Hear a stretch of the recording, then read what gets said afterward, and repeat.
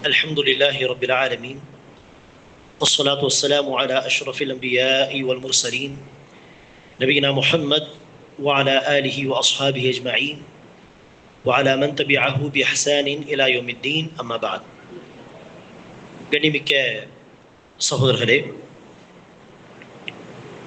அல்லாஹ் சுப்ஹானஹு வ தஆலா இந்த ஷரியத்திலே வட்டியை ஹராமாக்கி இருக்கிறான்.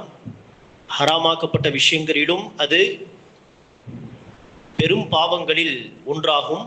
நபிகள் நாயகம் ஸல்லல்லாஹு அலைஹி வஸல்லம் அவர்கள் வட்டி சாப்பிடுபவன், வட்டியை சாப்பிடச் செய்பவன், ஊட்டுபவன், அந்த வட்டி தொடர்பான விஷயத்துக்கு சாட்சியாக இருப்பவர்கள், அந்த வட்டி தொடர்பான விஷயங்களை எழுதுபவர்கள் என்று சம்பந்தப்பட்ட அத்தனை மக்களையும் நபி ஸல்லல்லாஹு அலைஹி வஸல்லம் அவர்கள் சபித்திருக்கிறார்கள்.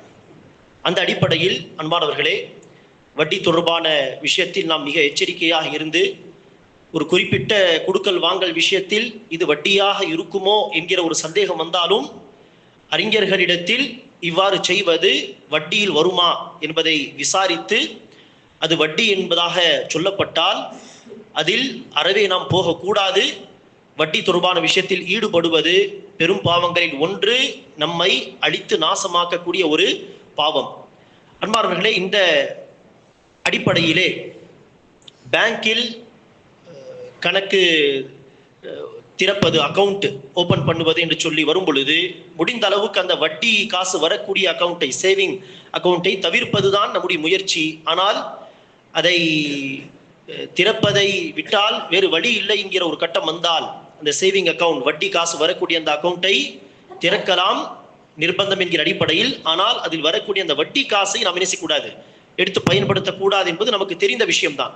ஆனால் பெரும்பாலும் இதில் கேட்கக்கூடிய கேள்வி என்னவென்றால், மக்கள் கேட்கக்கூடிய கேள்வி, அந்த வட்டி காசை என்ன செய்வது?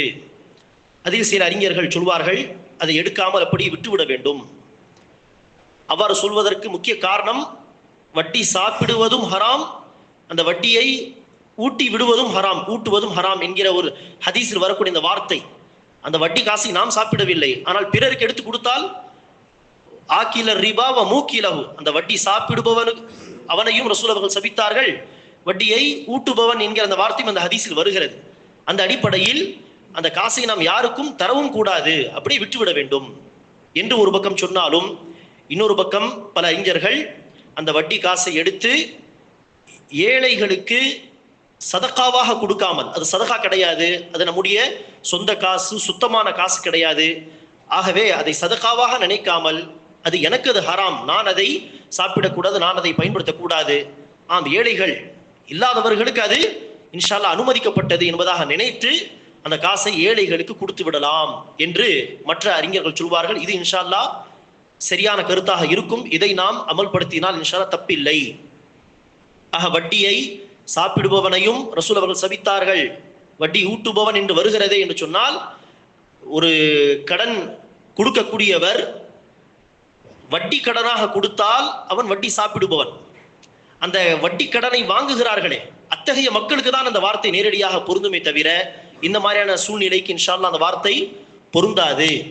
மேலும் நாம் ஏற்கனவே ஒரு தரிசில் சொல்லி இருக்கிறோம், ஹராமான விஷயங்களில் சில ஹராம் எப்படிப்பட்டதுன்னா என்று சொன்னால், அந்த பொருளே ஹராம், சுயமாக அந்த பொருளே ஹராம், அதை நானும் சாப்பிட முடியாது, யாருக்கும் கொடுக்க முடியாது. அப்படிப்பட்ட விஷயத்தில் தான் பன்றி கறி அல்லது ஹராமான மற்ற விலங்குகளுடைய கறி அல்லது மது, போதை ஏற்படுத்தக்கூடிய மற்ற விஷயங்கள், அது நானும் உட்கொள்ள முடியாது, யாருக்கும் கொடுக்க முடியாது. ஆனால் ஹராமில் இரண்டாவது வகை என்ன, அந்த பொருள் ஹலால் தான், அது எந்த விதத்தில் நாம் சம்பாதித்தோம் என்பதை பொறுத்துதான் அது ஹராமாக மாறும். ஆக வட்டியுடைய காசு எல்லாம் என்னது, அந்த காசு ஹராம் கிடையாது, வட்டி அடிப்படையில் அந்த காசு நம்மிடத்தில் வந்திருக்கிறது என்று சொன்னால் அந்த வந்த விதத்தை பொறுத்து அது ஹராமாக மாறுகிறது என்றால், இந்த ஹராமான காசு கை மாறி ஏழைகளுக்கு போகும் பொழுது ஏழைகளுக்கு அது இன்ஷா அல்லாஹ் என்னாகிவிடும், ஹலாலாக மாறிவிடும். வசதி வாய்ப்பு உள்ளவர்களுக்கு கை மாறி போனால் அது ஹலாலாகாது. ஆகவேதான் ஹராமான சம்பாத்தியம் உள்ளவர்கள் அன்பளிப்பு கொடுத்தாலும் வாங்கக்கூடாது, ஹராமான சம்பாத்தியம் மட்டுமே உள்ளவர்கள் விருந்து வைத்தாலும் என்ன செய்யக்கூடாது, நாம் சாப்பிடக்கூடாது. ஏனெனில் நாம் வசதி வாய்ப்போடு இருக்கிறோம். அப்படி இருக்க அந்த ஹராமான சம்பாத்தியம் உள்ளவருடைய காசு நமக்கும் ஹராம் தான், கை மாறி வந்தாலும் அது ஹராம் தான். ஆனால் அதே கை மாறி அது ஏழைகளுக்கு போய்விட்டால் ஏழைகளுக்கு இன்ஷா அல்லாஹ் அது ஹலால். அது திருடன் திருடிய காசு ஏழைக்கு கொடுத்தாலும் சரி, அது அவனுக்கு சதகாவாக ஆகாது. ஆனால் ஏழைகளுக்கு அது ஹலால். அதே மாதிரி தான் இது வட்டியுடைய காசு. நேரடியாக யார் வட்டி அடிப்படையில் அதை பெற்றுக்கொள்கிறாரோ அவருக்கு அது ஹராம். ஆனால் கை மாறி அது ஏழைகளுக்கு போகும் பொழுது இன்ஷா அல்லாஹ் அது ஹலாலாக மாறிவிடும். ஆக ஏழைகளுக்கு இன்ஷா அல்லாஹ் கொடுக்கலாம். இதே மாதிரி இன்னொரு கேள்வி அதிகமாக மக்கள் கேட்பார்கள். வட்டியுடைய காசு வருகிறது சேவிங் அக்கௌண்ட்ஸில், அந்த காசை வைத்து நான் தெரியாமல் அல்லது அலட்சியம் காட்டி வட்டி கடன் வாங்கியிருக்கிறேன், அந்த வட்டி காசை அடைப்பதற்கு இந்த வட்டி காசை பயன்படுத்தலாமா? சேவிங் அக்கௌண்டில் வரக்கூடிய அந்த வட்டி காசை நான் இன்னொரு நபருக்கு வட்டி காசு கொடுக்க வேண்டியது இருக்கிறது, அந்த வட்டி காசை அடைப்பதற்கு இந்த வட்டியுடைய தொகையை அடைக்கலாமா? வட்டி காசை வைத்து வட்டி காசை அடைப்பது கூடுமா என்று கேட்பார்கள். இப்படி செய்யக்கூடாது.